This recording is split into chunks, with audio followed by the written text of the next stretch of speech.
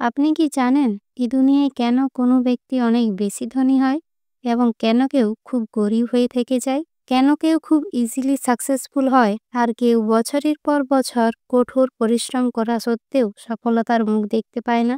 কেন ভালো, দয়ালু এবং ধার্মিক মানুষেরা জীবনে অনেক বেশি শারীরিক এবং মানসিক কষ্ট ভোগ করে, কিন্তু অনৈতিক, অধর্মী, নিষ্ঠুর মানুষেরা জীবনে অনেক সুখী থাকে? কেন কেউ দিন-রাত কোনো জিনিসের জন্য প্রার্থনা করেও তা পায় না? আবার কেউ না চাইতেই প্রয়োজনের অতিরিক্ত জিনিস পেয়ে যায়? যদি এই ধরনের প্রশ্ন কখনো আপনার মনে উঠে থাকে, তাহলে তার উত্তর আপনি এই বইতে পাবেন, যার নাম হলো the power of subconscious mind by doctor Joseph Murphy. মানুষের অবচেতন মন সম্পর্কে লেখা এটি একটি বিশ্ববিখ্যাত বই, যাতে মোট 20টি অধ্যায় রয়েছে এবং প্রতিটি অধ্যায়ে বিভিন্ন সত্য এবং প্রাসঙ্গিক ঘটনার বর্ণনাও রয়েছে। আর আমি এই চ্যানেলে আপনাদের সেই বইটির চ্যাপ্টার ওয়াইজ সামারি বলে শোনাবো, যার দ্বারা আপনারা অনেক মূল্যবান তথ্য জানতে পারবেন। তাহলে আর দেরি না করে চলুন ভিডিওটি শুরু করা যাক প্রথম অধ্যায় দিয়ে, যার নাম হলো the treasure house within you, অর্থাৎ আপনার ভেতর অনেক বড় সম্পদ রয়েছে। এই অধ্যায়ে লেখক বলেছেন, আপনার ভেতর অনেক বড় সম্পদ রয়েছে, যাকে পাওয়ার জন্য আপনাকে মনের দৃষ্টি থেকে দেখতে হবে। আপনার ভেতর অসীম শক্তির ভাণ্ডার রয়েছে, যে শক্তিকে কাজে লাগিয়ে আপনি নিজের জীবনকে সুখ সমৃদ্ধময় করে তুলতে পারবেন।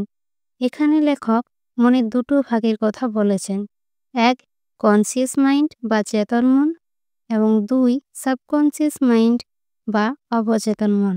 কনসিয়াস মাইন্ড বলতে লেখক বুঝিয়েছেন যার দ্বারা আমরা খুব ফোকাসের সাথে অ্যাক্টিভলি কোনো কাজ করি, আর সাবকনসিয়াস মাইন্ড বলতে বুঝিয়েছেন সেই মনকে যার জন্য কোনো রকম ফোকাসের দরকার হয় না, অর্থাৎ অটোমেটিকলি যে নিজের কাজ করে। যেমন ধরুন, আপনি গাড়ি চালানো শিখতে চান, এর জন্য প্রথমে আপনি খুব কনসিয়াসলি গাড়ি চালানোর নিয়মগুলি শিখবেন এবং কনসিয়াসলি প্র্যাকটিস করবেন। অত্যন্ত সচেতন থাকবেন কোথায়, কখন, কোনটার ইউজ করতে হবে সে সম্পর্কে। কিন্তু এইভাবে কিছুদিন প্র্যাকটিস করতে করতে যখন আপনি পুরোপুরি গাড়ি চালানো শিখে যাবেন, তখন আপনাকে আর আগের মতো কনসিয়াসলি স্টিয়ারিং ঘোরানোর দরকার পড়ে না। তখন দেখবেন আপনার মন অন্য কিছু ভাবতে থাকলেও আপনার হাত দিয়ে ঠিক স্টিয়ারিং ঘুরছে। অটোমেটিক যেখানে ব্রেক দেওয়ার সেখানে ব্রেক দিচ্ছেন। আর এটাই হচ্ছে আমাদের সাবকনসিয়াস মাইন্ড বা অবচেতন মন। লেখক আমাদের কনসিয়াস মাইন্ডকে একটি সামুদ্রিক জাহাজের ক্যাপ্টেনের সঙ্গে তুলনা করেছেন। তিনি বলেছেন, আমাদের চেতন মন হচ্ছে শরীররূপী জাহাজের ক্যাপ্টেন। সেই জাহাজকে দিশা দেখায়।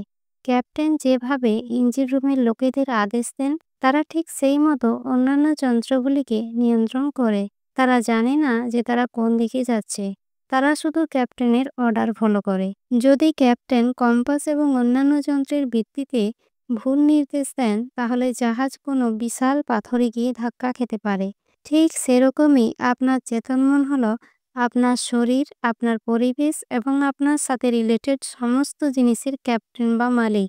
আপনার চেতন মন আপনার বিশ্বাস এবং অনুমানের ভিত্তিতে আদেশ দেয়, আর আপনার অবচেতন মন চুপচাপ তা পালন করে চলে। তাই নিজের অবচেতন মনকে খুবই ভেবে চিন্তে নির্দেশ দেবেন, কারণ এই অবচেতন মন অত্যন্ত শক্তিশালী।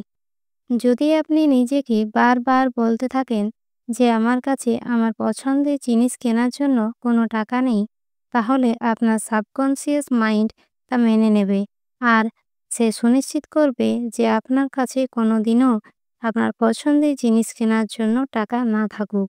যতদিন আপনি বলতে থাকবেন আমার কাছে ওই যতদিন আপনি বলতে থাকবেন আমার কাছে ওই গাড়িটি, ওই বাড়িটি বা ওই ড্রেসটি কেনার কোনো টাকা নেই, ততদিন আপনার অবচেতন মন আপনার অর্ডার ফলো করবে। আপনি সেই সব জিনিস কোনোদিনও কিনতে পারবেন না। আপনি ভাববেন এমনটা পরিস্থিতির কারণে হয়েছে। আপনার এটা কখনো মনেই হবে না যে আপনি নিজে আপনার নেগেটিভ থিঙ্কিংয়ের কারণে ওই পরিস্থিতিগুলো নিজে তৈরি করেছেন। আপনি ভাববেন এমনটা পরিস্থিতির কারণে হয়েছে। আপনার এটা কখনো মনেই হবে না যে আপনি নিজে আপনার নেগেটিভ থিঙ্কিংয়ের কারণে ওই পরিস্থিতিগুলো তৈরি করেছেন। সুতরাং নিজেকে কিছু বলার আগে ১০০ বার ভাববেন, কারণ ওই শব্দগুলো বা ওই থিঙ্কিংগুলোই হবে আপনার ভবিষ্যৎ। তাই যদি নিজের ভাগ্যকে বদলাতে চান, তাহলে আগে নিজের বিচারকে বদলান। ভাগ্য অটোমেটিক বদলে যাবে। তো বন্ধুরা, আজকের ভিডিওটি এখানেই শেষ করছি। এর পরের চ্যাপ্টারগুলো আরও ইন্টারেস্টিং এবং ইনফরমেটিভ রয়েছে, তাই সেগুলো শোনার জন্য চ্যানেলটি অবশ্যই সাবস্ক্রাইব করে রাখবেন। ধন্যবাদ।